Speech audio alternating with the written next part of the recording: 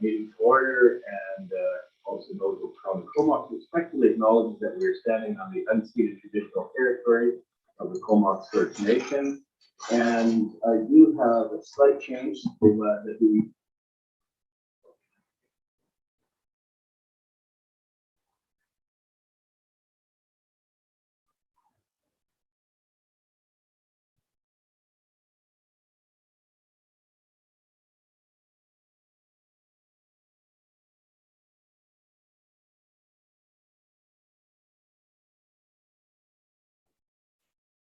I think we've lost audio on Zoom.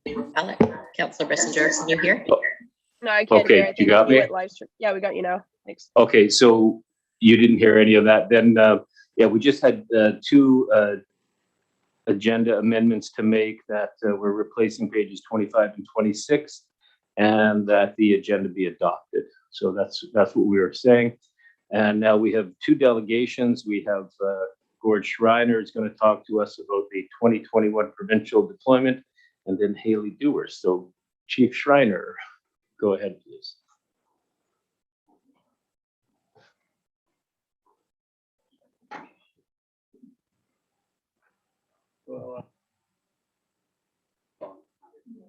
Red means on. Thank you, Mayor and Council, for allowing me to present this evening. I want to tell you a little bit about our 2021 deployment for wildfire. Before I do that, I want to mention it's Fire Prevention Week this week, and I brought along a dozen free smoke alarms here to hand out if anybody needs a free smoke alarm. And if there's not enough here, you can drop by the fire hall and pick one up. I'm proud to say that we got 2,000 free smoke alarms, which I told council about last year from a supplier, $55,000 worth. I've got about 500 left. We'd like to get them out in the next few weeks or so. So anyhow, interface fires, long story, and I've got a video to show here in a minute, but I wanted to set it up before we start. The Comox Fire Department for many years has been deployed by the province to go and help with large provincial fires. We do so with specialized equipment called structural protection equipment. So instead of the traditional fire engine, which you would expect that the fire department would be using, we have a trailer full of equipment, basically a warehouse. Trailer would be deployed with a couple of small pickup trucks and a 5-person team. We were the second trailer in the province in 2004. Today, there's 50 trailers in the province of the size that we have, and there's also 6 large semi-trailers that the province uses for these deployments. Our crews would work out of the large trailers or the small trailers, and what we do is try to get in front of the fires and protect the structures in front by putting sprinklers on them and so on. So having said all that, I'll get Clive to cue up that video. We'll watch a 5-minute video, and then I'll speak a bit more, and we'll have some questions, hopefully. By the way, Ken seen this yesterday at a Rotary. So.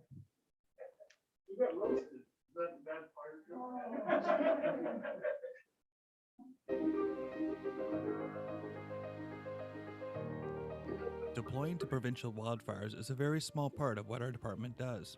Comox's first deployment was in 2003 to the Kelowna wildfires with an engine, which lasted 3 weeks. Since then, Comox has been deployed for structural protection in 2015 to Sprout Lake, 2017 to Bella Coola in Anaheim, and in 2018 to the Nanaimo Lakes and Zabelis regions. In the summer of 2021, Comox Fire Rescue deployed to the Derry Lake Fire near Kamloops and the July Mountain Fire outside of Merritt.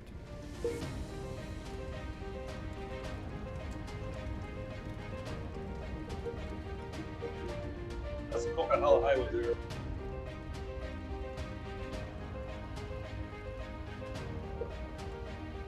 Hi, my name's Katie. I've been with Comox for 2.5 years, and I was on deployment for 10 days at the July Mountain Fire. I have been with Comox Fire Rescue since April 2016. I've been deployed to the interior forest fires this summer for the first time. I was part of the SBU team that worked in the interior this year. I was deployed on a structural protection unit team several times this summer. SPU is a structure protection unit which we deal with trying to mitigate fuel around structures of interest such as homes, buildings, cabins, and that were in the perimeter of the fire. Structural protection is pretty much making sprinkler water systems around people's homes in front of the fire. The typical day would be running the lines and making sure that everything was working properly, setting up new sprinklers if we needed something in a different spot, talking to IC and working with different people. It was a really great experience. There would be meetings in the morning, briefings, and then you go to it about 12 hours and then finish it up with more meetings in the evenings. So lots of safety. The main challenge, I think, it was the being on top of what the fire will do ahead of us. Understanding the fire behavior and being aware that the wind might pick up or might change direction, we were always ready to evacuate. Myself and my team, we were evacuated a couple of times where we had to basically drop everything we were doing and jump on the truck and leave immediately.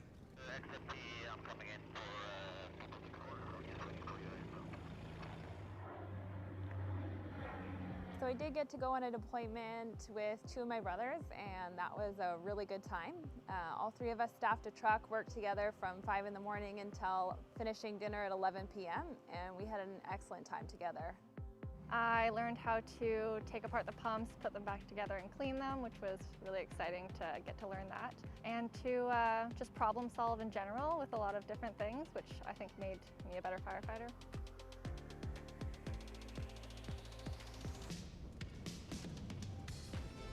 One of the big wins we had this summer was really the team building we were able to have within our team here at Comox. We had a lot of great individuals who stepped up and assisted with the whole project to assist the province. And I think we brought a lot of good experience back to the Valley. The camaraderie in our team was excellent. I am really good friends with my team, and I feel that I was able to know them better. My family was obviously, worried about the fires and just how I was doing, but they were really excited for me to be there and to get the different experiences. You really push people to show their leadership skills, and I feel that a lot of our members stepped up this summer and were able to really grow in a leadership role, especially under those tough conditions that you find in the wildfire world. I would say the success of the summer was to be a part of setting up these systems, but also to be taking them down and having people return to their homes that were still intact. That was pretty rewarding.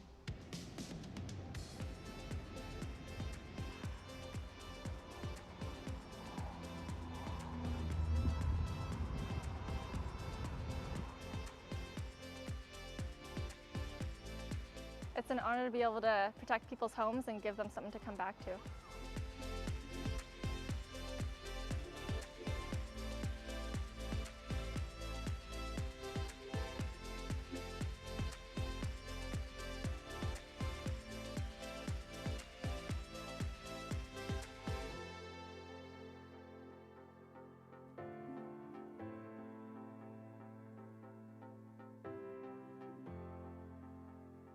It'll just be about another minute 5. So what I call an outtake here. Yeah, as you can see, my mustache has come in quite strong. It's been my summer project. It's coming on just over 2 months now. I feel it's now part of me, and it's something we will continue to work on as we move forward in these weeks and months ahead. So a couple things here.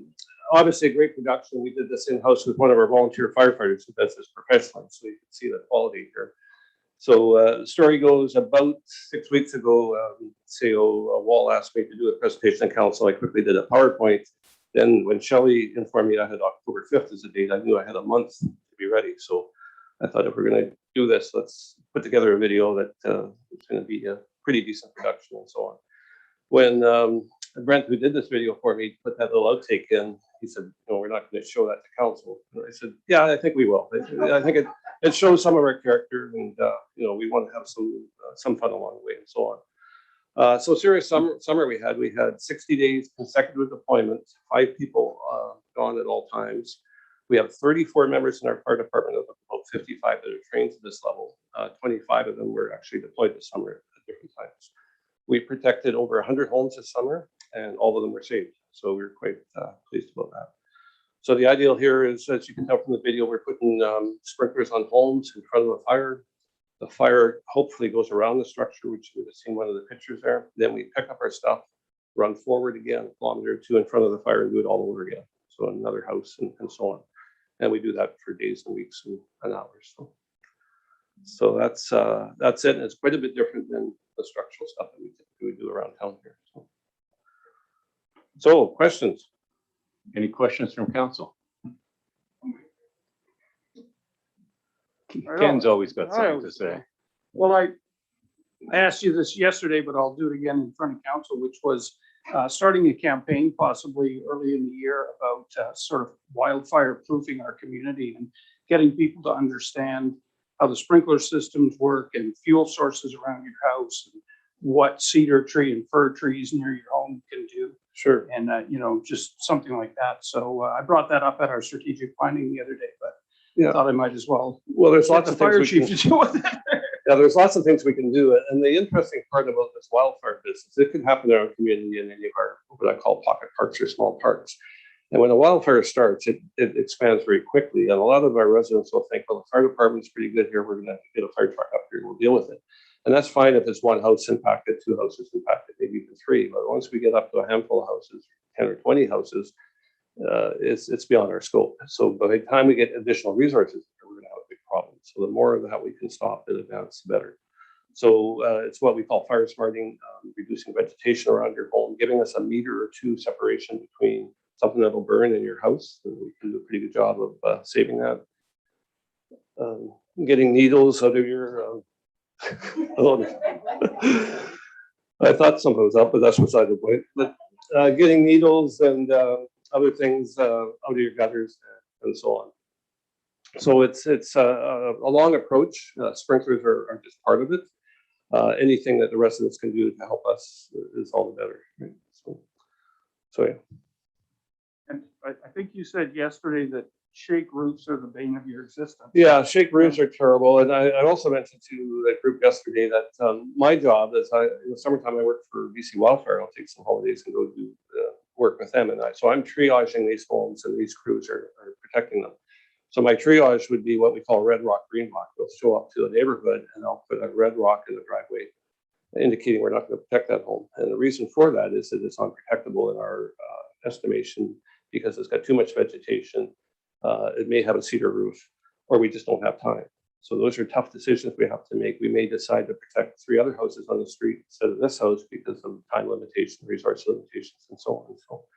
So all that stuff makes a huge difference. Yeah. Gord, on the video, Elsa had mentioned with her brothers. Right. Are those her blood brothers or her work brothers? No, those are her blood brothers. So we have, their last name are Gilroy. I jokingly will say there's 25 of them, but I think there's a dozen in her family. Kind of like the Grants, Yeah, and so she was joined us many years ago. She's been with us 8 or 9 years now. Right. One brother is about 5 years, the other brother is about 2 years now. So that's often what happens in small departments like us. The father, son teams, brother. And so Jim and his son. Yeah. Oh, good. Any other questions from council? Well, Gord, if you would like to pop up here, I have something to present if you just come around this way.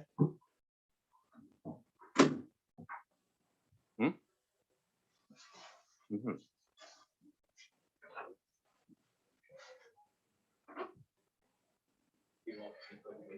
Yeah. Go back and do it again. All right.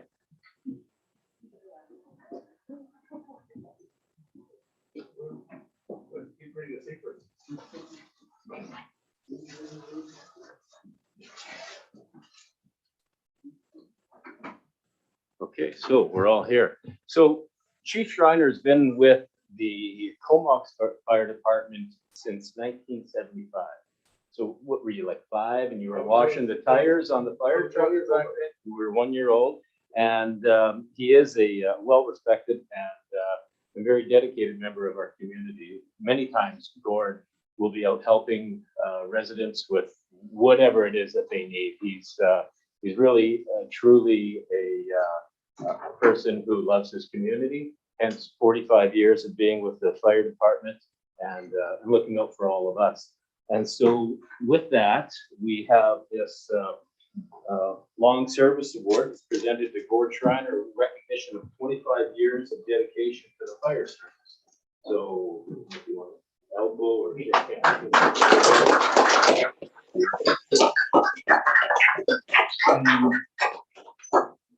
We do have this for you as well.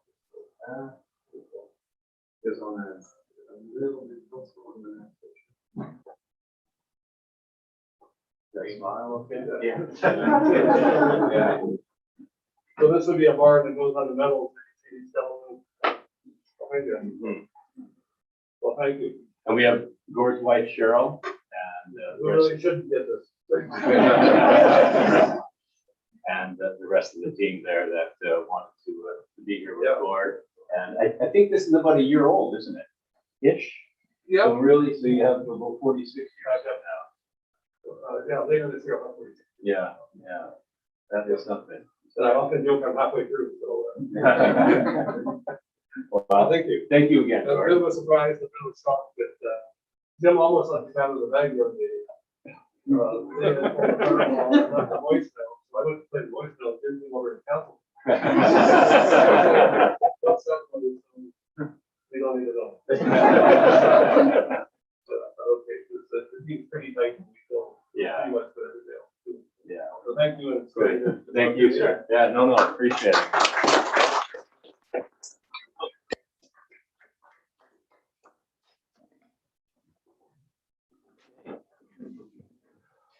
Well, thank you all for coming in. Appreciate it. Take care.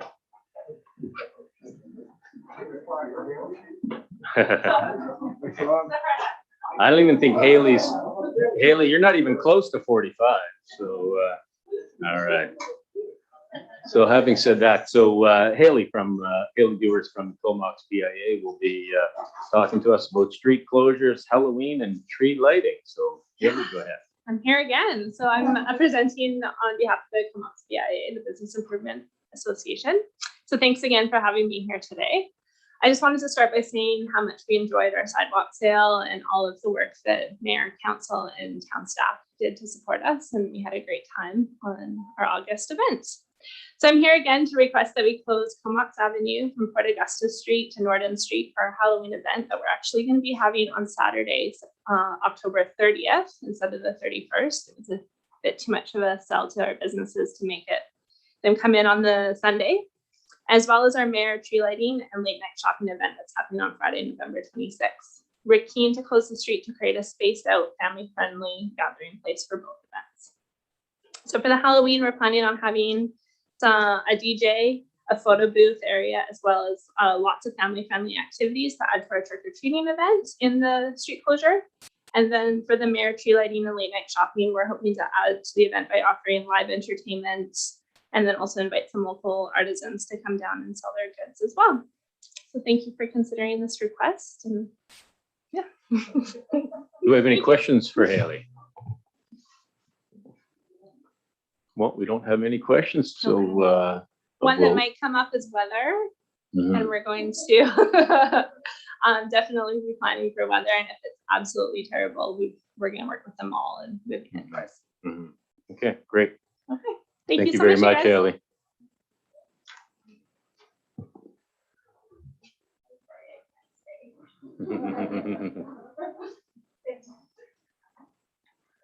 All right, so we'll move on to adoption of the regular council meeting minutes from September the 8th.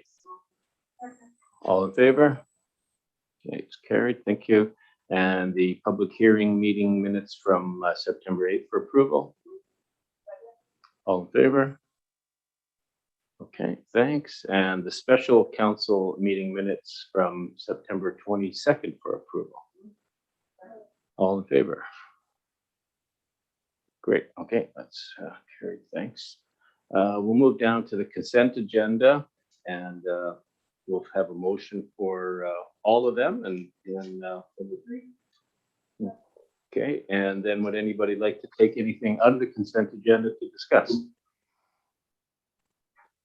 Okay, Councillor McGowan, Minions, and then Bissinger. I'm sorry, which one? Number 9, please. Number 9, all right. I'll second it. Okay, so go ahead. I just thought she has a lot of very valid points to make in this, and seeing as this is coming up later on the agenda again, and there hasn't been a chance for any delegation to come and speak about it. I just wanted to bring that up because it did sound very much like she was going to come and speak to us about it, and there's been some offers on the table. I just think this is moving through very quickly. So I just wanted to point that out. Okay, great, thank you. Councillor Swift, do you have anything to add to that? Just for the record, I did not say greenhouses were ugly. In the letter, she noted that. So I went back to watch the meeting because I thought, did I say that? I did not say that. So I just wanted that correction noted. Duly noted. All right, and Councillor McGowan, you're good with that? Okay, thanks. And then Councillor Minions, which number would you like to take out? I just want to pull out number 3 and number 5, but I'll talk to number 3 if I have a seconder on the garbage pickup every 2 weeks. Okay. I'll second it. Seconder, okay, go ahead, number 3. Yeah, I was just looking for kind of an update from staff on the motion that we passed in 2020 to kind of go towards this. I know that with where things are at with Mterra and kind of the contract, that it wasn't possible right at that time. Do we have a rough idea when we're communicating with the public? There's quite a few people that are for this and there's quite a few people that are against it. So do we know kind of if it's a 2022, 2023, just a very rough timeline on when we might see that come to Comox or come to all of Comox Valley? So part of it would depend if council wants to do all of the changes at one time when we roll out the new contract. And I would suggest that given the proximity of when that change could take place for when the organics facility is running and when the new contract would come in, it would be close enough that doing 2 separate changes to garbage would probably not be ideal. So having said that, I would say probably 2023.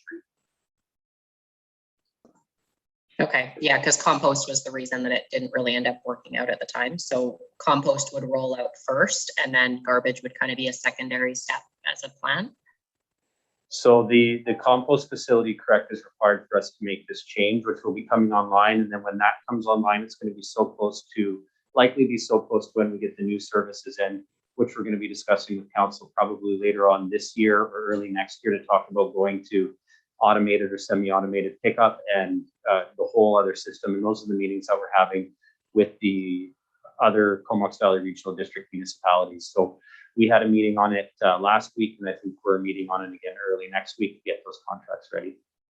Okay, so we can kind of think composting 2022 and looking at garbage overall in 2023. Yes. Okay, thank you very much. Okay. That's great. Oh, go ahead. Yeah, okay. If my memory is serving me correctly, when we talked about it, we were still going to keep our recycling to every second week and garbage every second week. But is it possible to rethink that? And is there any sense of how the other communities are feeling about it? It does appear that everybody is looking to go to the bi-weekly alternating pickup, but those decisions have yet to come to their councils and they've yet to come to your council. So this council made a decision right before, I think it was actually weeks before we found out there's going to be a delay in the composting facility. It's going to come back and council will have the opportunity to make changes to that when you want to, because you're going to be deciding on the other aspects of the system. For example, whether it's automated, semi-automated, what level of service you're going to provide. Some of the questions that are going to come up that council is going to need to make decisions on are, and taking a look at whether or not you want to maintain unlimited organics pickup, whether or not to start putting fees in for that, how we're going to do that with all the different bins that are coming in, whether or not to offer multi-size bins or single-size bins. So all of those decisions are going to come to council, and at that time, you'll have an opportunity to review whether you want to do weekly or bi-weekly service. Councillor Grant, something to Yeah, thanks. I think something else you need to remember when we're doing this is that one of the problems we had this year with garbage pickup and all of the stress that came with that was as we changed days, there was 2 changes that bumped the garbage out by 2 days, and it ended up getting recycling and garbage pickup in Crown Isle and in Comox on the same day, and that's when they couldn't keep up. So I think you have to be really cognizant when you're making these schedules that they actually will work. And you know, I'm not saying it won't work, but you know, if you go to weekly, bi-weekly and bi-weekly, or whatever it was you said, and it conflicts with Courtney, then we don't have enough, then they don't have enough trucks and things to pick up. So there's a bit of a logistical issue there that needs to be dealt with as well. And I think we need to be aware of that when we make a change at this table. Okay, thanks, CAO. Yeah, if I could just comment on that, some of those issues did start to pile up, and one of the things that we've committed to do in speaking with the staff of the other municipal organizations is to ensure that Mterra has a greater role in setting when the pickups are going to be. So, you know, we're going to have that level of service, but allowing Mterra to have the flexibility to say, okay, you know, Comox will get the pickup on these days, Courtney will get pickup on those days, Cumberland's there, rather than what happened last time where we were telling Mterra when to come pick it up. So the same service level can be maintained, but allowing them to have the flexibility for what works for the amount of infrastructure they have. So to your point, Councillor Grant, that is something that we're aware of having caused issues this time, and hopefully will be handled a little bit more efficiently on the next go round, the next scheduling. Okay, thanks. And Councillor Minions, you had one other one to bring up. Your volume. You're muted. Just was looking to pull out number 5, which was the childcare funding grant that closes on November 16th. I'll second it. Okay, mover and seconder. Okay, go ahead. Yeah, I think this was kind of, the letter came in sometime in the last 2 weeks, and we briefly mentioned whether there would be an ability to take a look if this was something we had time to apply for, or if there would be just a limited kind of staffing on that with the date being so soon. But just an update on if we're going to let this round lapse, or if there's any opportunities or groups that might be able to take advantage of that funding grant. CAO, did you get most of that? Yeah. Okay. Yeah, it's something that we're working on, and fortunately, we actually have the Katja here who we've talked about it with. So we're working with Providence to see if there's an ability for us to join an application, whether or not they might consider going forward on their own application. They put an application into the last intake. It was unfortunately unsuccessful, but they got a lot of really good feedback and have been able to make some changes for the next intake. So we're going to continue working with Providence. We worked on a couple different other possible options. It's looking at this point that those options will not be viable for this intake, but could possibly be viable for a future intake. So we're going to continue to work and have the discussions with Providence. And if from there, we'll also prepare for another intake if we're not able to get something in on this one. Okay, sounds great. You guys have been doing a lot of grant writing and a lot of successful grants, so it's nice to check in on where those are at. Thank you. And Councillor Bissinger, you had one. Yeah, thank you. Just wanted to pull out number 11 about the soccer turf field. Okay. We have a mover, seconder. Okay, so go ahead, Councillor Bissinger. Right on. Yeah, I was just curious to see if there was any updates on that, or any like willingness from council and staff to sort of look at either grants or opportunities to get something like this done, or partner with the Comox Valley United Soccer Club. Just maybe if I can get an update from the CAO. Or Councillor Grant had a discussion with them the other day. So yeah. So if you want me to go first, you're taking away. I was going to do this in my report from the RD, but so I spoke to them yesterday morning, the soccer guys, and they've been sending letters out to just about everybody. They don't know where to go or what to do or how to get this rolling. So I took it to the RD yesterday at the Sports Commission meeting and asked them to look at this through a regional lens, because I believe it's probably a regional program where we could all pay in and get a properly done system. But the soccer guys are just going all over the place, and they're not going to get anywhere doing it that way. So the RD is going to invite the soccer group to come and give a presentation on what it is they want. And my assumption is that will then get taken into the rec commission at the RD, where we'll all be able to sit and come up with a proper a proper plan and a way forward for them if that's what we choose to do. If that makes sense to you. And CAO, do you have anything to add? Yeah, I was just going to add that the regional CAOs are meeting on October 14th, and this is one of the items for us to discuss. So we've had initial discussions on this already, and we're going to be following up those discussions on the 14th on how to move this process forward, how to look at where it could possibly go, and potential funding options. So it does sound like the regional district is starting a process that we would be part of, but it is something that's happening outside of the discussions are happening outside of the regional district process as well. Okay, great, thanks. And so at the RD, it was received very well, actually. I think everybody saw the need for what they want to do, and they also saw that it needed to be a regional approach to get something built that would be properly done. So that's where we're going with it anyway for now. Great, thank you. Thank you. And anything else, Councillor Bissinger? No, okay, thanks. Anything else from any of the other councillors on the consent agenda? Okay, great. We'll move on to unfinished business. This is the Northeast Comox implementation of the bylaws, third reading report. So we have 5 recommendations from the CAO. Okay, and this is that the Comox official community plan bylaw amendment bylaw 1976 be given third reading. So we have a first and second.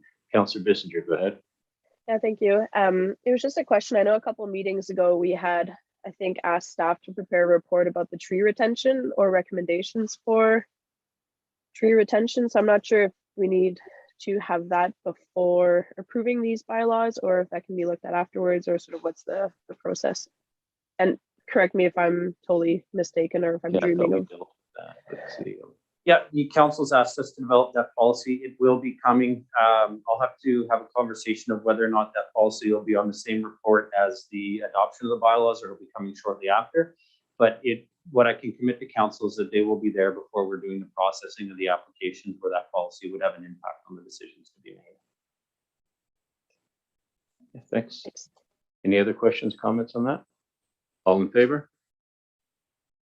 All right, thank you. And number 2, that the Comox zoning amendment bylaw 1983 be given third reading. Any questions or comments on that? Seeing none, all in favor? All right, that's carried, thanks. Number 3, that's the Comox third reading of drainage infrastructure protection bylaw 1824 be rescinded. So we have a mover. And any questions or comments on that? All in favor? That's carried, thanks. Number 4, this is the Comox drainage infrastructure protection bylaw 1824 be amended. And there's 2 parts of that. So we have a mover, seconder. Any questions or comments on that? All in favor? It's carried, thanks. And so this was A and B. You're okay with that, CAO, or do you want us to do them both? Okay. And this number 5, that the Comox drainage infrastructure protection bylaw 1824 be given third reading. So seconder. Okay, any questions or comments on that? Seeing none, all in favor? And that's carried, thank you. Just go back up to my spot here. And we'll move on to rezoning application RZ 20-4. This is the urban agriculture. So we have a recommendation from the CAO, and then we have alternatives 1 and 2 and 3. Alternative 1, that's the permit on hands-on parcels greater or equal to 650 meters squared. So we have a mover on that. Yes, I'll second. Can you just make sure to use the mics because we're missing a lot of stuff on Zoom land here? Yeah. Please and thank you. You can hear me, though, correct? I can, yeah. I just didn't hear what got moved or not. Councillor McGowan had passed alternative number 1. Okay, so we have a move seconder. Any questions or comments on that, Councillor McGowan? Yeah, the the parcel size of 1,500 meters squared is huge and cuts out like 80% of the possible residents that could and most likely would benefit from and want to do this. You can still keep chickens poorly on a larger lot. There doesn't seem to be any sort of like, can staff maybe explain how they came to 1,500 meters squared? Because other than an arbitrary kind of tier, I don't understand why 1,500 meters would be the number to go for. Well, we have what, 2,000, 1,650, and 1,500. So I think they broke it down. CAO, do you want to explain how we broke that down, or to the planner? It's different steps. I would say what the steps are at some level arbitrary, but you need to put the steps in there. And the direction that we had from council after last meeting was to draft bylaws that would only allow this on large lots. And this is what we took large lots to mean. So, you could really set it at any size that you see fit. All right, any other questions or comments on that? Seeing none, all in favor of hens for parcels of greater or equal to 650 meters squared? So all in favor? Opposed? So that fails.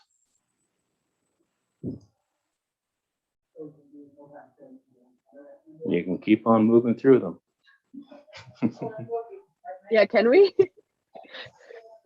Alternative, and use your mic, please. Yeah. Sorry. I'll move recommendation number 2 and try and at least include a few more of our All right. members in this. Second it. That is to permit hens on parcels greater or equal to 1,000 meters squared. So we have a mover and seconder. So questions or comments? Do you want to add anything else to that? Well, same kind of comment.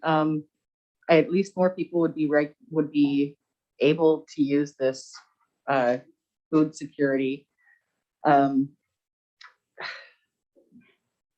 1,500 was just so there. It was so much, and 1,000 has come. At least includes a good amount of people. But yeah, the size of the lot, it really doesn't have much to do with how well you keep your chickens or anything like that. I hope that we've all read the information that's been sent to us and can glean truth. Okay, thank you. And do we have any other comments or questions for the alternative number 2? Nothing further. Okay, Councillor Bissinger. Yeah, I'll ask a question. I know today our CAO sent us a list of complaints that we had on certain properties. I think it was since 2008 or something, and there was a total of 6 to 8 complaints about chickens. And it seemed like the one property on Dogwood had 30 chickens, which is basically out of control, and had half of the complaints on that property. And that property is definitely not over 1,500 square meters. So, I'm just wondering, like, in this situation, obviously, I don't know if they still have chickens or not. So that property would probably be taken out of the permitted areas that would have chickens. But I guess my question is, we're dealing with that one property smaller than 1,500. They had 30 chickens. So it seemed like it was definitely out of control. I understand why there would have been complaints for that. That's just not reasonable within city limits. So I don't know. I feel like we might be at a standstill, and I'm wondering, we're looking at 1,500. Could we try that for a year? And then if it goes well, we don't have complaints. I'm not sure what the metrics could be, but could we look at it again, after next summer? Because I don't know what the cycle of chickens are, but I'm guessing you get your chicks in the spring, and then, I don't know, they last 2 years as egg layers or whatever. But if we could reevaluate it, say next year, and then introduce more lots if we have success with it. And also, overall, I'd be surprised on the uptake of this. I don't see every single person in Comox that has a big property would get chickens. So, I'm just trying to see how we can include more residents in the future if it does go well. Okay. Do you want to add anything to that, or just thank you for that information? Any other questions or comments? So we're voting on, this is number Well, 2. I don't think my question was answered. Like, is that a possibility to look at it in the future to add more properties? And like, if we voted 1,500 next year, we can add in 1,000, and the year after 650 or whatever if it goes well. You see, Yeah, that's correct. So council can make any changes that you want to the bylaw simply by amending the bylaw. I'll say that it's certainly easier to start more restrictive and then expand it to be more inclusive than it is to start more inclusive and try and restrict it at a later date. But it would certainly be within council's powers to set it at a more restrictive level now and then open it up into the future if that's what council shall choose to do.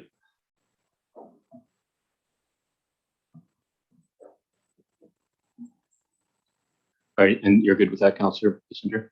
Okay, thanks. Yeah. Thank you. So any other questions on that? So this is for number 2. So all in favor?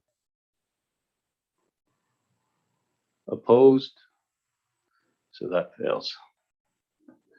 Want to try again, Councillor McGowan? Yes. All right. Spin Yeah, that wheel definitely. again. We're gonna, Yeah. oh, I will. Yeah. I'll get it going Okay. somehow, I guess, on 1,500 meter square lots. All right. Now we're getting a little warmer. So we have a mover for 1,500. Do we have a seconder? Second. All right. So questions or comments on that? No. I've said everything. Yeah. No. The Okay. complaints So- make a lot of sense. There's not very many complaints. So then this would go back to the recommendation from the CAO that the Comox zoning amendment bylaw 1987 with a minimum parcel size of 15 meters square be given first, second reading. That's what you're moving. Okay. So all in favor? All right. Opposed? So that passes. All right. Thank you. And then we will move on that, so that a public hearing in respect of the Comox zoning amendment bylaw 1987 be scheduled for November 3rd at the Stair. I'll move that. Okay, You have to do it on my birthday too. is it? Yeah. Thanks for Okay. that, yeah. And nobody can say that I'm a NIMBY because 1,500 puts the chicken person right in my backyard, right behind my house. So I'm good with that. All right, so that was all in favor of the November 3rd public hearing? Okay, and then number 3, the Comox sign amendment bylaw 1988 be given first, second, and third reading. All in favor? And the Comox building amendment bylaw 1989 be given first, second, and third reading. Any questions? All in favor? All right, it's carried. Thank you very much. Let me just find my spot again.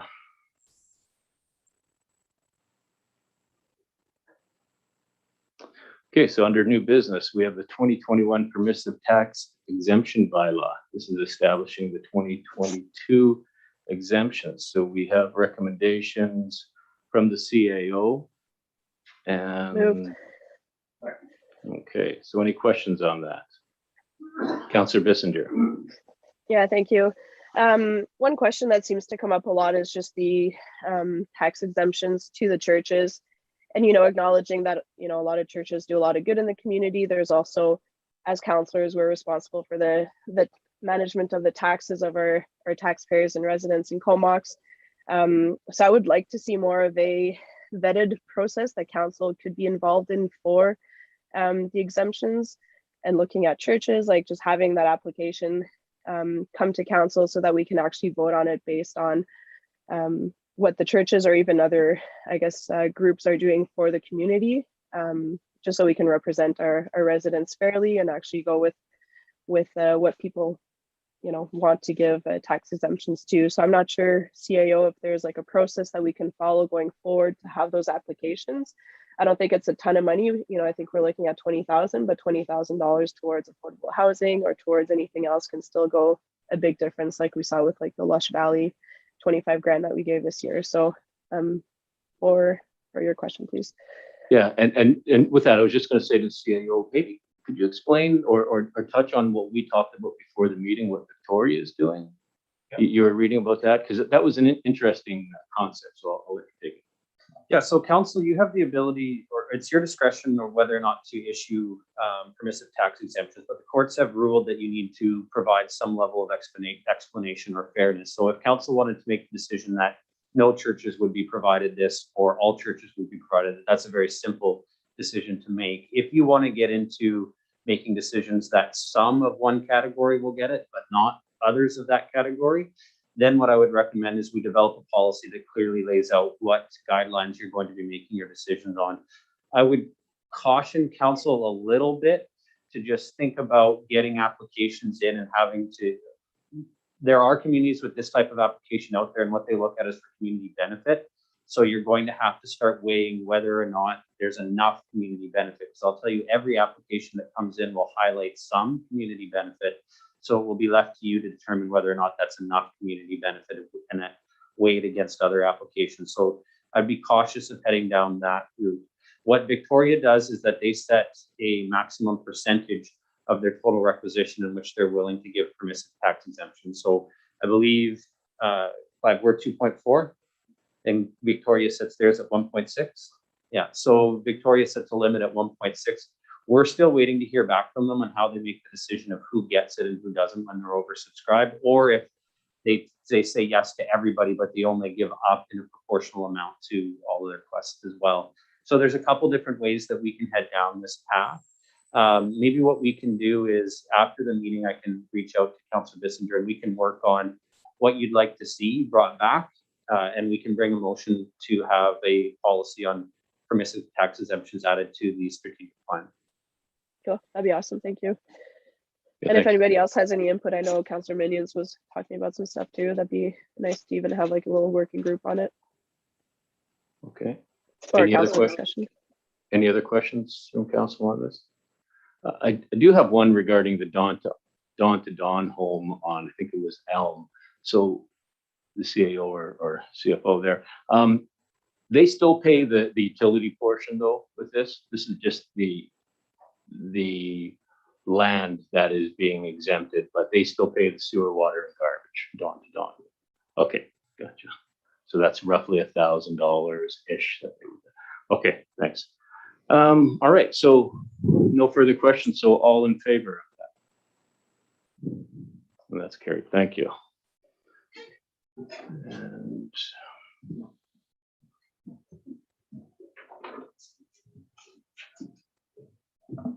sorry, I'm just bouncing back and forth on my agenda here. Seems I do that every week. All right, so we have the rezoning application RZ 21-5. This is the home occupation text amendments to allow an individual fitness training. Okay. Any questions or comments on this? Seeing none, all in favor? Great, thank you. Carrie, CAO. Yeah, I just want to make a quick comment. We are getting a lot of these type of applications in, and when they're coming to council, I think they're getting approved fairly easily. I always think that that's a good indication to say, are our regulations correct? I can say that Comox's home-based business bylaws are more restrictive than what you would see in other places. So it is something that I have on my radar to maybe bring to council sometime in the future, so you can really take a look on a holistic level and with the businesses who may be impacted on what type of home businesses you want to allow within the town. Yeah, and I think we've seen that with COVID. Yeah, I'd like to see that, and I guess my only query is how do you determine which is an appropriate business in a neighborhood and which isn't? And usually it belongs with parking and how many people are coming and going, but I've had a lot of calls on this, especially since COVID hit, about just doing home-based things, and it's becoming much more the mainstream, I think, so it'd be really good to get a report and get some guidance on that. All right, thank you. So all in favor of that?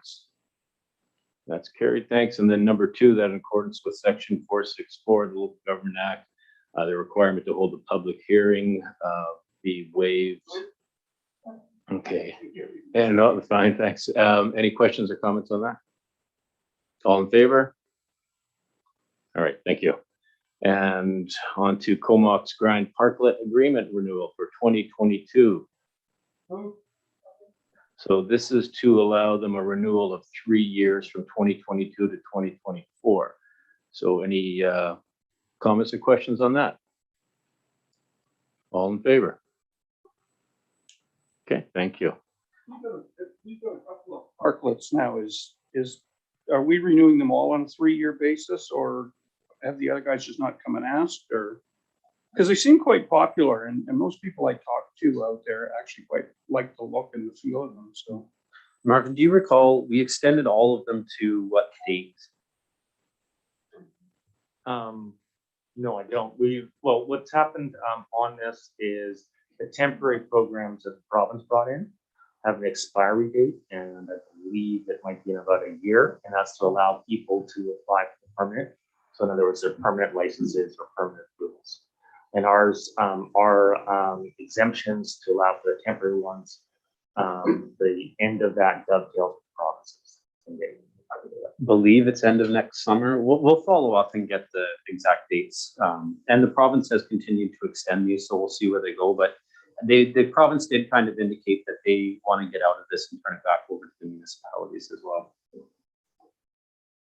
Yeah. So we select.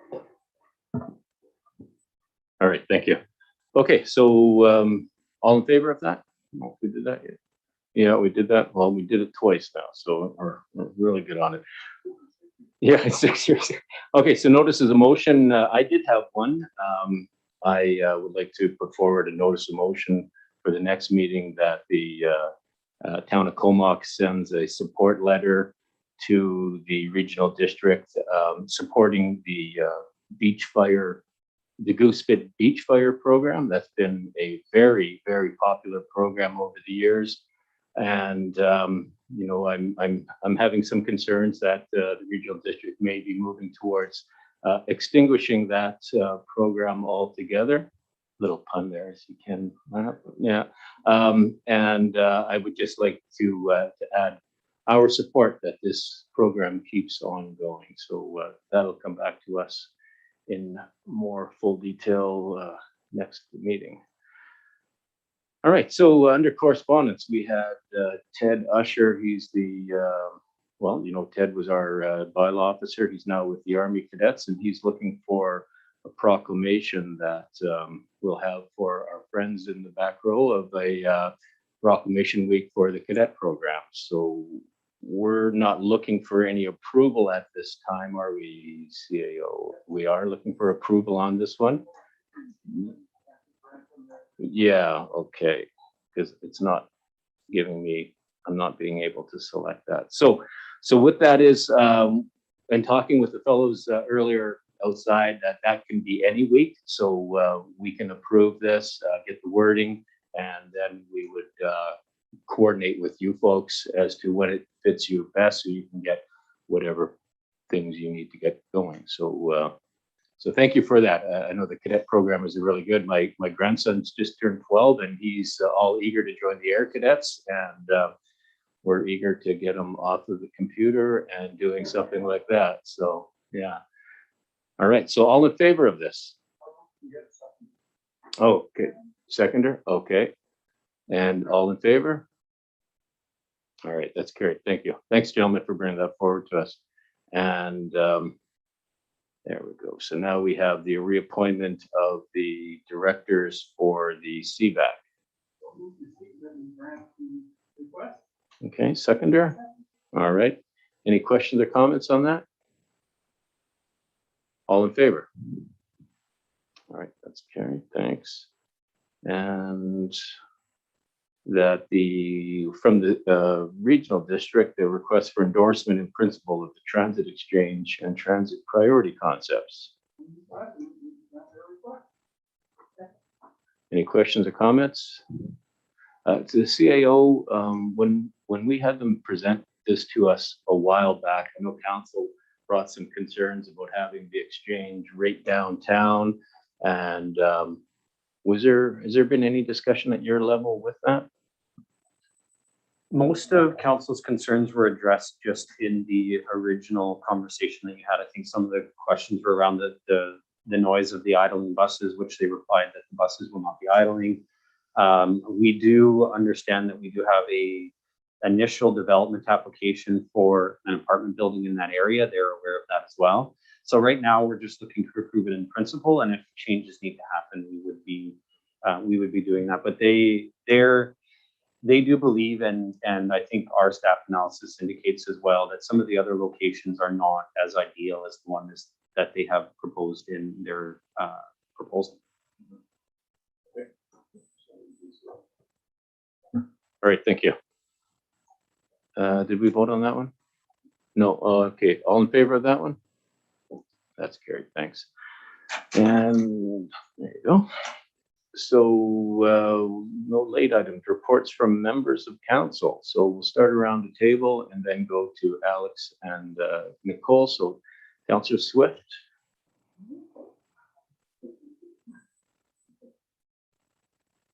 Thank you.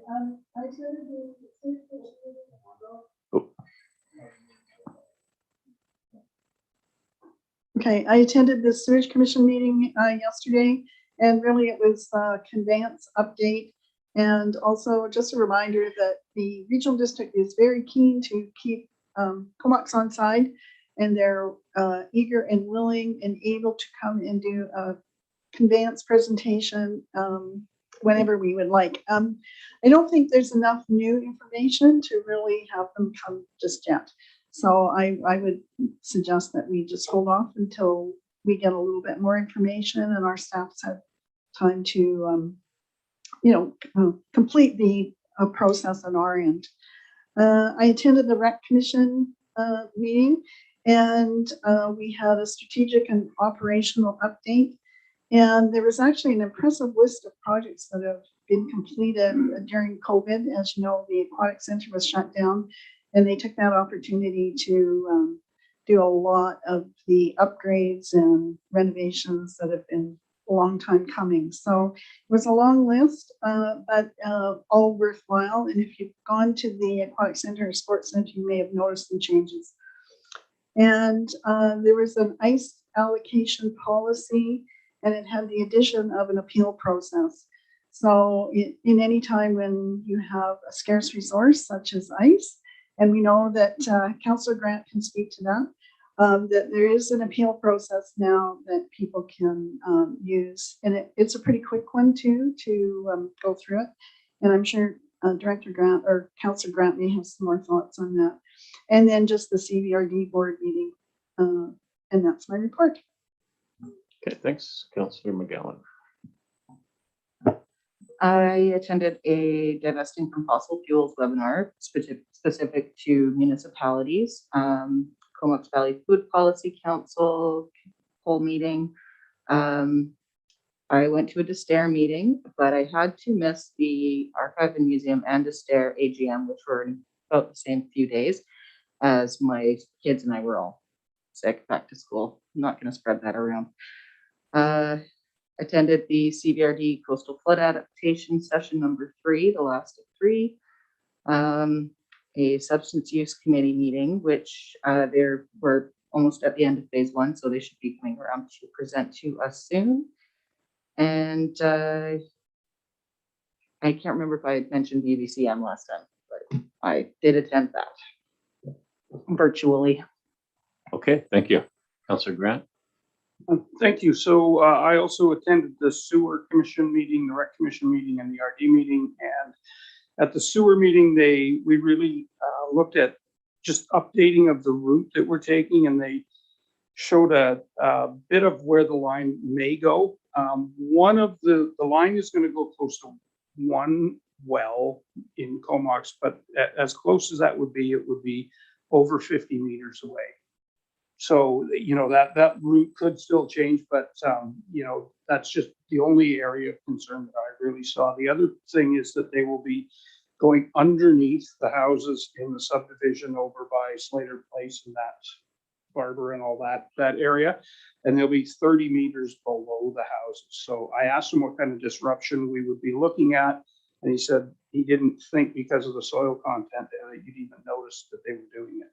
And it'll be very deep, but they will be talking to everybody. They won't just go do it. So There was a slight hint, and I don't know if you caught it, that perhaps the cost could be rising on this too. I'm not sure if you caught that when he said it, but I think that as time goes on, costs are rising, so be prepared for that.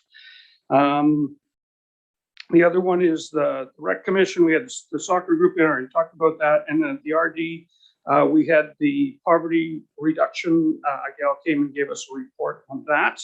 And we voted for staff to explore ways to implement some of those policies. Food hub feasibility study, and that would be used also for implementation into a Comox Valley food hub. The other thing that we did was night road bike lanes. Director Hamir from Area B has sent a letter off to the province asking for not only to endorse that they're going to widen the shoulders, but also to ask for bike lanes on both sides of the regional district portion of Knight Road. So I don't know how far she'll get with that part, but getting an endorsement from her to widen that shoulder and get those bike lanes rolling is pretty good news for us. And also we got a letter from the Council of Canadians asking us to send a letter to the province regarding climate emergency campaign and to take bold action to confront climate change, which we passed unanimously as well.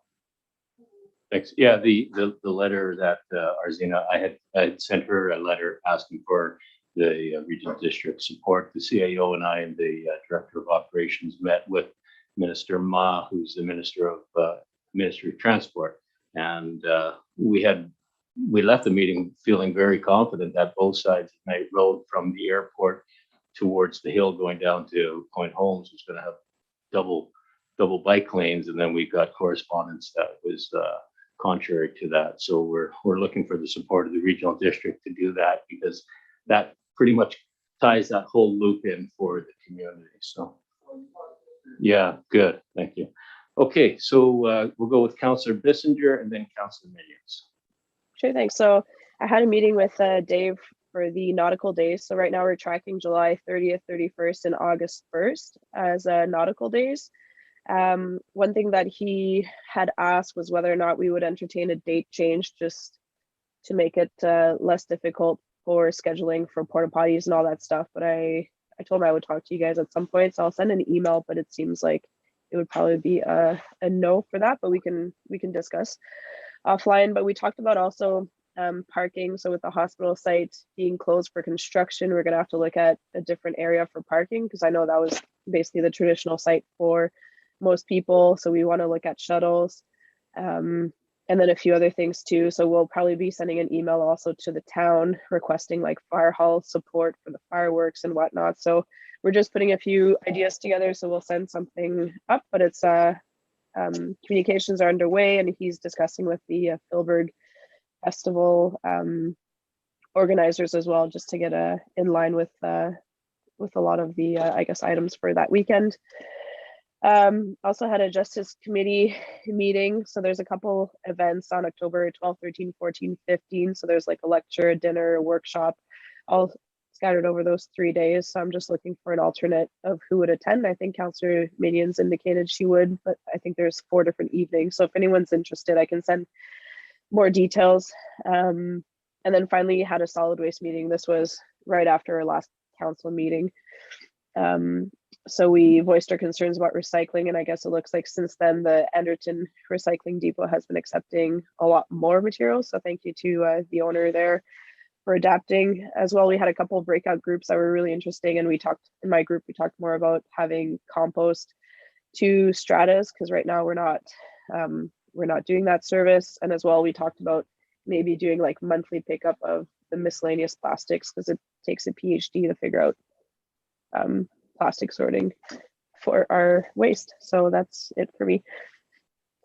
Thanks. Thanks. Councillor Minions. Nice, short and sweet on this one. Attended a sewage meeting yesterday with Councillor Grant and Swift, who have already reported back on that. Attended a library meeting with the new We're losing you. When you turn your head, it seems that we lose you. I won't read notes. Library board meeting where the new executive director, Ben Hyman, has started from Rosemary Bonomo, who retired. And just a quick note that the Red Dress campaign is this week from, I believe, October 4th to 10th. So if anyone's interested in that, that's happening for the missing and murdered Indigenous girls and women. Okay, I was keeping an eye on him. If he came with that bat again, I was gonna let you know. So.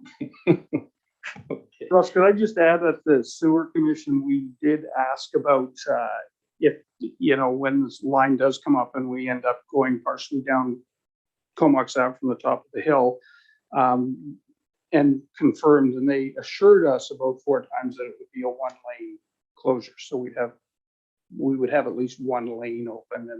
And, you know, we kind of voiced our concerns about that. That could be quite difficult, but they're quite confident that they won't have to shut the whole piece down, so, for what it's worth. Well, hopefully that's true. Yeah. And yeah, and that, okay, go ahead. I did forget to mention both Councillor Grant and myself. We attended 2 days of strategic planning at the CVRD, and we're basically staying the course for the rest of the term. But it was 2 full days. It was pretty good discussions actually, and some good presentations from staff. Okay, thank you. And for myself, I attended 2 meetings virtually through the UBCM. One was regarding vulnerable residents. The other one was affordable housing, pretty much how they are all tied in together. The Cumberland Fire Hall, I went to that a couple Saturdays ago, and they have a brand new fire hall that looks quite nice. Gord, you're probably jealous over there, but yeah, it's good. With Councillor Swift, we attended, and the CAO, we attended the new CVRD water treatment facility, which was a very impressive plant. It was quite nice. Had a leadership lunch with the other mayors, and this time was with the president of North Island College and the wing commander, Colonel Elliott.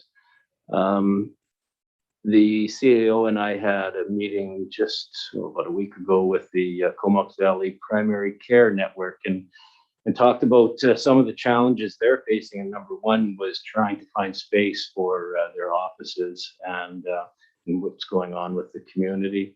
I did a Thanksgiving thank you video for Island Health. They're going through talking to members of various communities, and the theme was, what are we thankful for with the healthcare workers? And so, you know, of course, they were instrumental in getting us to this place where we are with getting the vaccine rollout, facing some adversity, and just generally doing a great job. So there's one in our audience. Thank you very much, sir.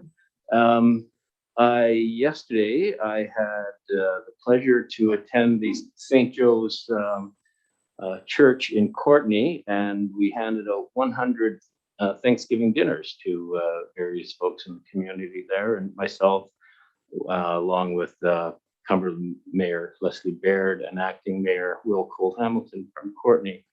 So that was good. It was nice to chat with folks there.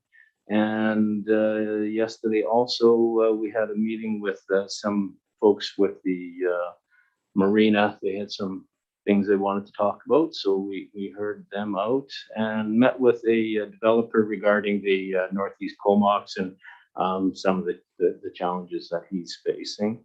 And that is all that I had to do, which was quite a bit. So we don't have any media, but any public questions from the public? Don? Yeah. None of the park looks like they're gonna be more permanent. There's some thought in given to putting the sidewalk on the road rather than the seat. The waiters just have to cross the sidewalk and stuff. Yeah, I'll let you answer that. I know we did some special things with that for COVID, just to roll it out quicker. So we allowed, say, for example, Tidal Cafe, they use the asphalt as their decking, whereas the grind, because that's been around for a while, they had time, they put it right up to the sidewalk. Is that what your concern was? Or? The waitress said that at Smitty's, have to walk across the Right. sidewalk to serve the people who are at the table. If the Right. Sidewalk went round, then the tables could be on the sidewalk. Right. Just something like what we need to- Along the lines of Billy Dees and Courtney, for example. Yeah, yeah. You go ahead, CAO. So right now, we just have the one permanent parklet, and that's the one at the Comox Grind. And there's not a lot of, if any, serving actually happening. So that one probably wouldn't be one that we looked at. The other ones are still temporary. We're not sure if the businesses want to move to a permanent seating, especially after we move through COVID. So if they want to move to that permanent one, it's going to cost a lot more money because they're going to have to build something a lot higher. So it wasn't something that we required, but it's going to be part of the discussion we look at coming into next year in the spring. Do we want to have those permanent? And if we do, what are we going to have them? So it's possible that is one of the solutions that comes out of it. It's also possible that it's not. So it'll be part of the discussion for sure. Yeah. Thanks, Don. Good to see you here. Yeah. Any other questions from the public? Oh, If you're serving liquor, if you go across the sidewalk, that becomes public space, so you run into that issue, and I think that's why Billy D's was done the way it was. So the sidewalk went around the outside, and that was all cordoned off. maybe a liquor license thing or something. So, okay, and no other questions from the public. All right, thanks. Nothing further on our end, so motion to adjourn. All in favor? Great, carried. Thank you. All right. Oh, where's your vest? I didn't recognize you. That's part of my conspiracy.